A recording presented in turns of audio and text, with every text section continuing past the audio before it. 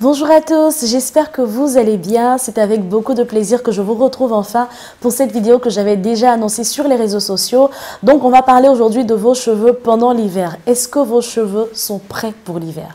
Quand je parle d'hiver, je parle vraiment des périodes de grand froid. Donc que ce soit l'harmattan en Afrique ou l'hiver en Occident, vous êtes concernés. Si vous observez que vos cheveux sont cassants, sont ternes ou que vous perdez énormément de cheveux pendant cette période-là, vraiment restez jusqu'à la fin de cette vidéo. Je vais vous donner des petits conseils, des astuces qui vont vous aider à mieux prendre soin de vos longueurs. Donc sans plus tarder, passons à notre vidéo du jour.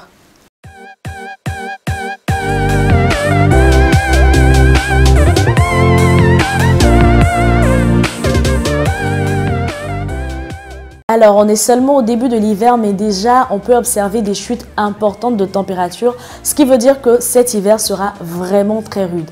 Mais ne vous inquiétez pas, on va essayer du mieux qu'on peut, en tout cas, de garder les longueurs, de faire pousser nos cheveux, malgré les effets néfastes du froid sur les longueurs, parce que le froid fait partie de ces éléments externes-là qui sont assez agressifs pour les cheveux. Donc, avant que je commence à vous donner quelques petits conseils, je pense que c'est important que je vous explique un peu comment est-ce que le froid fonctionne sur les cheveux, sur le cuir chevelu et également sur le corps de façon générale.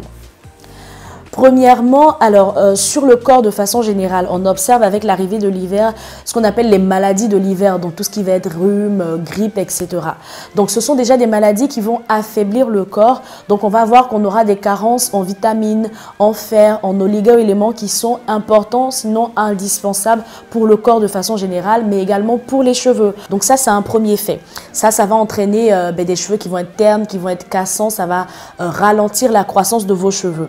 On a également le fait que pendant l'hiver, je ne sais pas pourquoi, mais pour une raison ou une autre, en tout cas, les gens sont plus stressés. Voilà, ils sont encore plus stressés que d'habitude et donc ça va produire, sinon ça va augmenter la sécrétion d'une hormone qu'on appelle le cortisol. Et le problème avec le cortisol, c'est que plus il y en a dans le corps, moins on aura d'hormones qui favorisent la repousse des cheveux. Donc le cortisol, en quelque sorte, il vient agir comme un inhibiteur des hormones qui permettent la croissance des cheveux. Il va agir sur le cuir chevelu, il va favoriser le rétrécissement des follicules pileux. Les follicules pileux, c'est au fait la racine à laquelle prend vie le cheveu. Donc du moment où le follicule pileux est en mauvais état, vous allez observer des chutes importantes de vos cheveux depuis la racine. Excusez-moi, j'ai un peu mal à la gorge. Donc vous allez observer des chutes importantes de vos cheveux depuis la racine. Donc ça, c'est vraiment lié à l'état général du corps. Ensuite, pour ce qui est spécifique au cuir chevelu, le froid, c'est vraiment une période très critique parce que tout simplement, on observe au fait avec la variation de température brusque que la sécheresse est encore plus accentuée sur le cuir chevelu. Au fait, si vous regardez par exemple les mains, quand vous êtes dans un environnement où il y a le chauffage, où la température est assez agréable et que vous sortez tout de suite, vous voyez que vos mains deviennent sèches, elles blanchissent. Donc c'est la même chose avec le cuir chevelu parce que le cuir chevelu, c'est tout simplement une extension de la peau. Donc de la même façon que vos mains réagissent au changement de température, c'est de cette même façon que le cuir chevelu réagit. Donc ça va accroître la sécheresse, ça va créer des démangeaisons, ça va créer davantage de pellicules et ça va agir sur le follicule pileux qui sera aussi en mauvais état et tout ça, ça va conduire à une perte abondante des cheveux. Et pour ce qui concerne la longueur des cheveux, on aura également ce changement de température là qui va agir sur les écailles des cheveux, qui va faire que les écailles ne seront plus aussi solides, ils vont devenir rêches, ils vont devenir cassants. Mais également on a aussi le fait que pendant l'hiver, malheureusement, on surexploite l'utilisation du sèche-cheveux parce qu'on ne veut pas avoir cette sensation d'humidité après les shampoings. Donc tout de suite on prend le sèche-cheveux et on commence à sécher les cheveux. Donc ça assèche énormément la fibre capillaire, ça la fragilise, ce qui va créer des pointes, ça va créer des fourches, etc. Voilà. Donc on peut avoir énormément d'effets néfastes, il y en a bien d'autres sur les cheveux, les effets néfastes du froid, mais moi je vais rester sur ces trois éléments-là, ce qui va nous permettre d'avoir quelques actions correctives pour permettre de pallier à ces actions néfastes du froid sur les cheveux. Alors le premier conseil que moi je peux vous donner, c'est d'abord de faire des cures de compléments alimentaires. J'ai précédemment fait une vidéo dans laquelle j'explique comment choisir ces compléments alimentaires. Donc, il y en a pour tous les goûts, il y en a pour tout le monde, pour tous les prix. Même pour les fans de produits naturels comme moi à base de plantes et tout ça, il existe des compléments alimentaires. Je vous invite à regarder cette vidéo. C'est vraiment très important parce que non seulement ça va vous aider à dynamiser et à booster votre corps, mais également ça va aussi aider votre cuir chevelu, ça va aider la circulation sanguine au niveau du cuir chevelu, ça va vraiment accentuer et favoriser la repousse de vos cheveux, des cheveux qui sont sains, des cheveux qui sont brillants, etc. Donc vraiment, si vous le pouvez, faites des cures de compléments alimentaires. Vous le faites sur 3 mois pour vraiment avoir une réelle efficacité sur vos cheveux. Seconde recommandation que je peux vous faire, c'est vraiment de faire des masques, à fond sur les masques. Si vous n'en faisiez pas, faites-le. C'est vraiment le bon moment pour commencer à le faire. Et si vous en faisiez déjà, au minimum, il faut en faire 2 par mois. Donc, si vous en faisiez que 1, franchement, je vous encourage à en faire encore. Faire un petit effort pour faire un deuxième masque. Toutes les 2 semaines, il faut vous faire un masque. Au fait, le principe du masque, c'est quoi? C'est d'ouvrir les écailles des cheveux pour permettre l'entrée maximale de tous les nutriments qui sont dans le masque. Donc, privilégiez des produits naturels, donc comme l'avocat, la banane, avec toujours un peu de lipides, donc de l'huile. Huile d'argan, huile d'amande douce, huile de jojoba et tout ça. Donc, c'est vraiment très bon, les masques naturels. Sinon, vous avez pas mal de produits aussi naturels qui sont vendus en grande surface. Donc, notamment le masque de Tresaf à l'aloe vera et à la protéine de riz. La protéine de riz pour les cheveux afro, c'est juste magique. Donc, je vous invite à regarder sur le site internet pour voir un peu tous les bienfaits de la protéine de riz pour les cheveux. Donc, faites des masques, faites-en 2 par mois, c'est le minimum. Sinon, si vous pouvez en faire toutes les semaines, franchement, ce serait génial. Autre recommandation que je vous fais, c'est vraiment faites attention à votre shampoing. Déjà que le shampoing de base est agressif pour les cheveux parce que c'est un détergent, donc c'est agressif de base pour le cuir chevelu. Mais il y a des shampoings qui sont encore plus agressifs parce qu'ils n'ont pas de bon pH, parce qu'ils n'ont pas ils sont pas adaptés à votre type de cheveux, etc. Donc vraiment, c'est le bon moment pour changer de shampoing. Si vous aviez un shampoing qui vous séchait les cheveux, qui vous rendait des cheveux cassants, etc., faut vraiment changer de shampoing.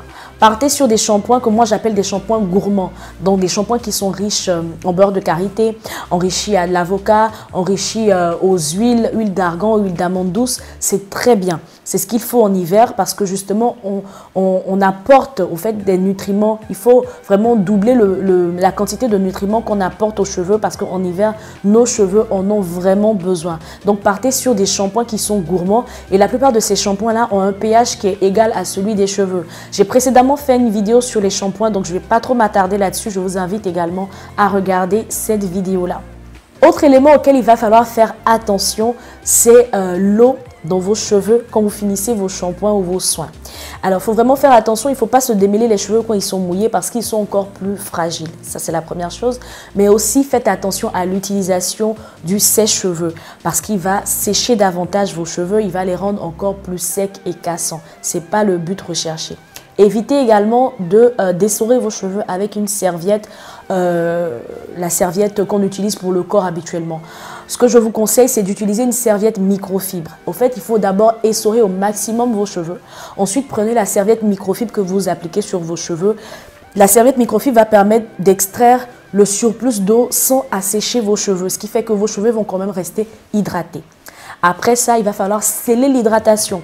Donc, hydratation avec l'eau après le shampoing ou hydratation avec de l'eau florale ou du jus d'aloe vera que vous appliquez régulièrement sur vos cheveux. Et après, il faut venir sceller l'hydratation. Sceller l'hydratation revient à appliquer un baume, à appliquer de la matière, de la matière grasse, voilà. Donc que ce soit un baume karité, un baume au beurre de cacao, voilà, tout ce qui est beurre et tout ce qui est huile. Mais vraiment privilégier des huiles qui sont légères. Moi, j'aime beaucoup l'huile de pépins de raisin, j'aime beaucoup l'huile de jojoba, j'aime beaucoup l'huile d'argan et d'amande douce. Je n'aime pas trop l'huile de ricin sur les longueurs. L'huile de ricin, c'est bien pour faire pousser les cheveux. Mais sur les longueurs, ça apporte de la matière grasse qui très souvent n'est pas absorbée par les cheveux. Et cette matière grasse-là finit par devenir comme un poids qui vient tirer sur la fibre capillaire et va finir par faire tomber les cheveux au fait. Donc vraiment, si vous pouvez éviter, ce serait l'idéal. Voilà, partez sur des huiles qui sont assez légères et plus faciles à absorber par les cheveux. Ou encore si vous avez un baume hydratant et voilà, nutritif pour vos cheveux, comme par exemple la crème hydratante pour les cheveux bouclés de Tresaf, à l'aloe vera toujours et avec la protéine de maïs. Donc je vous invite aussi à la tester, pourquoi pas, ça peut également sauver la vie de vos cheveux. Et enfin, ma dernière recommandation, et je pense que ça, vous l'avez déjà entendu maintes et maintes fois, il faut faire des coiffures protectrices. Mais attention au type de coiffure que vous faites.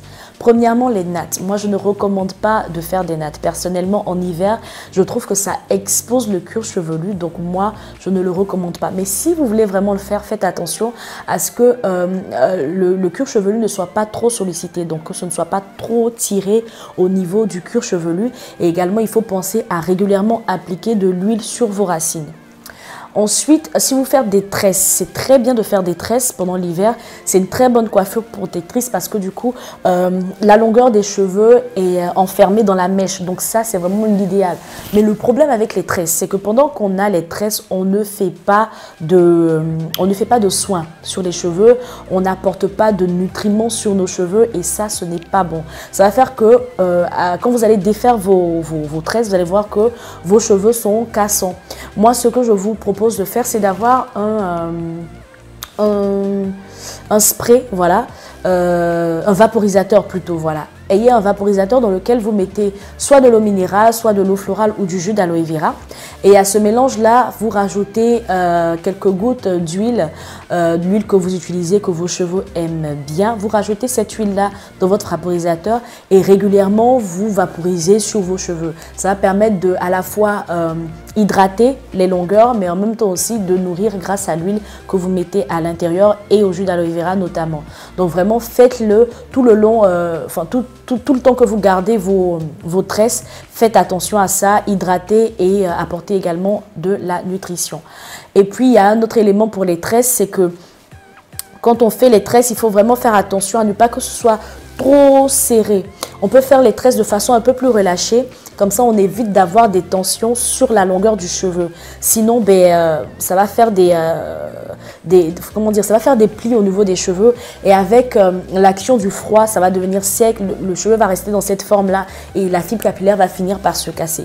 Donc, faites vraiment attention à ça. Demandez à votre coiffeuse de vous faire des tresses un peu plus relâchées que d'habitude pour que vos cheveux ne cassent pas. Sinon, privilégiez les vanilles, les torsadés, c'est encore mieux. Voilà, on n'a pas besoin forcément de trop solliciter, de trop apporter de tension et de courbure sur les cheveux. Autre coiffure protectrice. Bon, c'est pas vraiment une coiffure protectrice, mais en tout cas pour celles qui aiment faire les chignon. Faites attention quand vous faites vos chignon avec le gel. Le principe du gel, c'est de retirer l'hydratation des cheveux et au contact de l'air, le gel se solidifie. Donc, vu qu'il fait froid déjà, donc ça assèche déjà le cheveu. Avec le gel, ça va encore plus assécher vos cheveux. Donc, ne gardez pas trop longtemps les coiffures avec du gel. 48 heures maximum, c'est vraiment pour moi ce que je recommande. Et puis, quand vous lavez vos cheveux, faites un soin, un masque et laissez vos cheveux reposer 24 heures avant de remettre encore du gel par-dessus. Et c'est le même principe pour celles qui portent des perruques. Si vous utilisez un spray pour coller la devanture de vos perruques, faites vraiment attention parce que ça va non seulement abîmer le follicule pileux, ça va vous arracher les cheveux en hiver. C'est catastrophique. Donc, faites vraiment attention à cet élément-là. Si vous pouvez utiliser, tout simplement ne pas coller vos perruques en utilisant un bandeau pour serrer ou des barrettes, c'est ce que je vous recommanderais. Mais si vous devez vraiment coller, ne gardez pas la perruque trop longtemps. Voilà. Et puis, pensez toujours à appliquer un petit sérum booster de tressave sur les devantures pour pouvoir stimuler la repousse et éviter que vous ayez une absence, que vous soyez dégarni sur la devanture des cheveux. Voilà, je pense que j'ai fait le tour de tout ce que j'avais prévu vous dire aujourd'hui.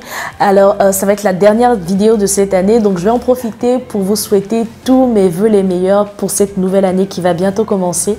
Que Dieu vous bénisse en cette nouvelle année, que la grâce et la faveur divine soit votre partage, que la santé, la paix et la joie soient dans votre famille, que le succès soit au rendez-vous de toutes vos entreprises.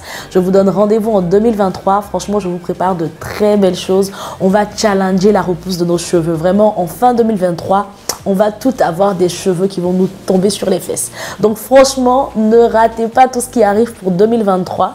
En attendant, on se retrouvera sur les réseaux sociaux avec les petits tips, les petites vidéos que je partage sur comment est-ce que j'entretiens mes cheveux, qu'est-ce que j'utilise comme produit. Enfin voilà, des petites vidéos, des petites capsules comme ça qui pourront toujours être utiles. Donc rendez-vous sur Facebook et sur Instagram et TikTok. D'ici là, ben, écoutez, portez-vous bien, passez de très très belles fêtes et que Dieu vous garde. À très bientôt.